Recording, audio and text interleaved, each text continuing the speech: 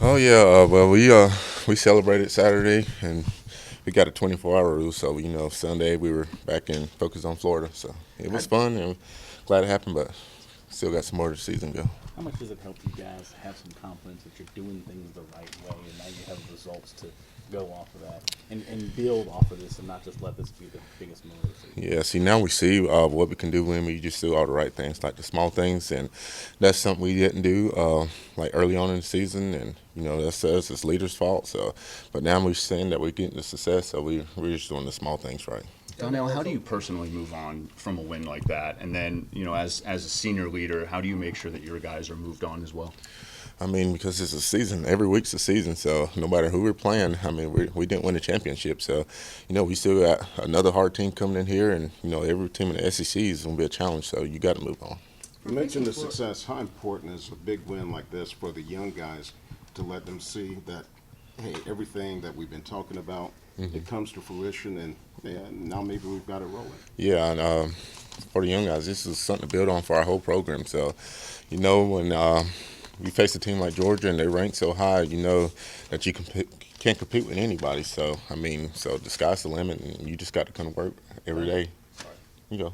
Donnell, down the stretch there against Georgia, you got Joyner in there. Did you at any point say anything to him on the field to kind of calm his nerves?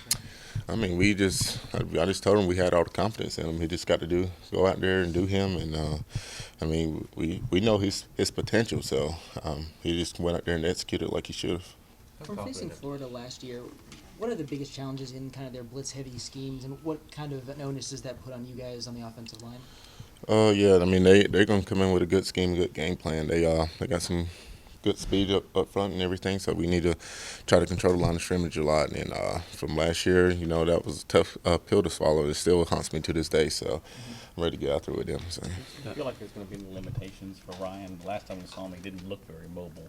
Are you expecting anything this week is there any plans that are changing because of That's out of my control. I can't answer that one. Donell, what's made this offensive line so successful, you think, in the last couple weeks? Just the way we're practicing, and we're just doing all the things we right to win, and we have good days of practice, and we play well. So that's what I think. Did some of those adjustments help, you think, switching some personnel around?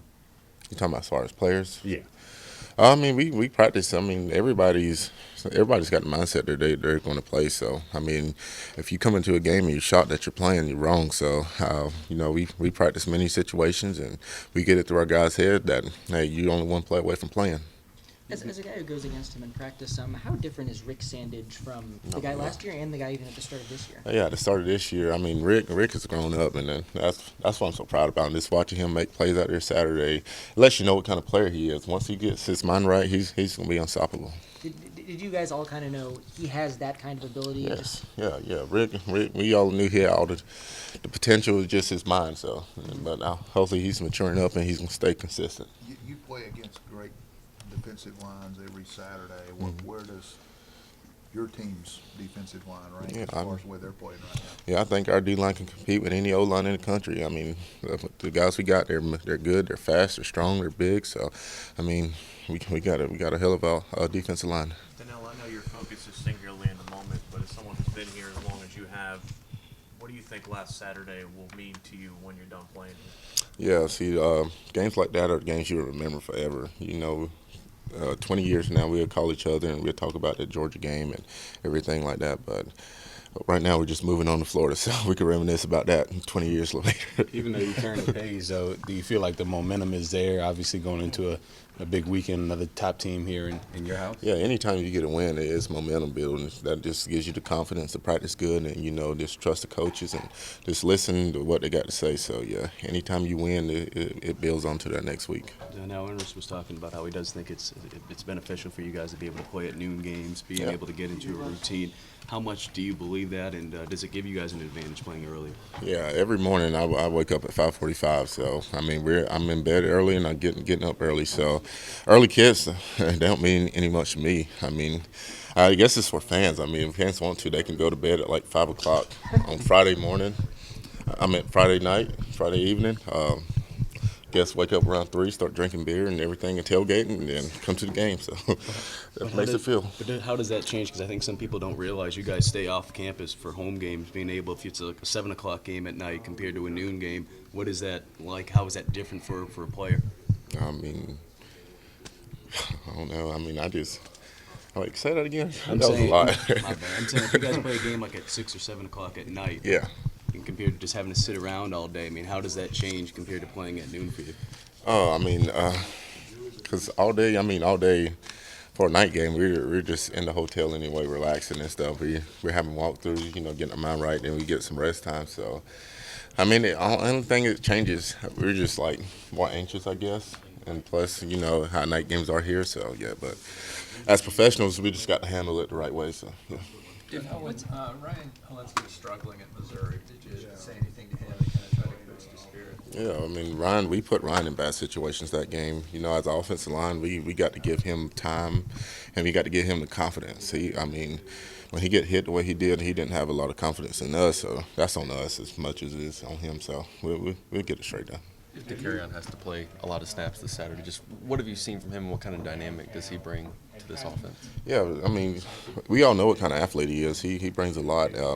He's a threat. He can run, he can throw it. So, and he's building his confidence up. That's why I'm like when I see him at practice today. So we can block for him, and I know he can make some plays. So.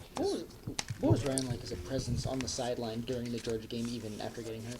Oh yeah, Ryan's just got that natural ability to be a leader, and that's why I love him so much. I mean, he's talking to guys. He's trying to walk around, which he shouldn't, but he's a young guy, but he's got a big presence. What was that celebration like for you at Georgia? Just that moment. I learned a new song. What song? Something in a trap or something like that. I didn't know I knew it, but I knew it because I guess they were saying it. I can't say all the words to the song because I get in trouble. But yeah, I mean, anytime you win a game, we celebrate with every game. So they don't let you pick the music. But we need to work on that because I need a song, man. I need a song every now and then. Did you get one of the hedges? Nah. What was going through your mind in overtime, both overtimes? That's your. Yeah, I mean. The first overtime we going in, just got to make sure. I mean, I knew we were in shape enough. We were in good enough shape as anybody. So it was more of a mental thing, and just staying positive no matter what happens. And we got, I think the first overtime when we got the turnover, we were a little anxious and stuff, and I thought we lost our composure a little bit, but and then it led to that first field goal, but. Parker bounced back, and I give all the credit to him, just bouncing back and making that field goal. You see where he got us. So, I mean, if you know anything about football, you respect, how Parker handled that situation, is just coming back and nailing that field goal because he could have just let it tumble in his head and he could have missed that one. And God knows what could have happened, but that's why you play the game. Yeah. So nobody's mad. Yeah. What kind of a locker room presence is Chavis Dawkins? What kind of a guy is he? I can honestly, I never heard Chavis Dawkins say 10 words. He's a quiet guy, but everybody knows he's there because he's a good player, but he's a quiet guy. Does his game kind of speak that way? He's not necessarily getting that many passes thrown to him, but it seems like he does all the other stuff. Yeah, you watch film, you see Chavis, he's blocking guys downfield, the ball's thrown on the other side, he's still playing hard, chasing the ball. So, I mean, when you got players like that, you got good players in your organizations that help you get where you want to get.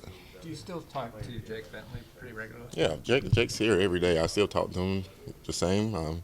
He still got a good positive attitude. He's encouraging guys just like a leader should be. So, yeah. You mentioned feeling good in overtime. What does that say about this team's conditioning? Yeah, the way we practice, that what makes us so successful in situations like that. So, yeah.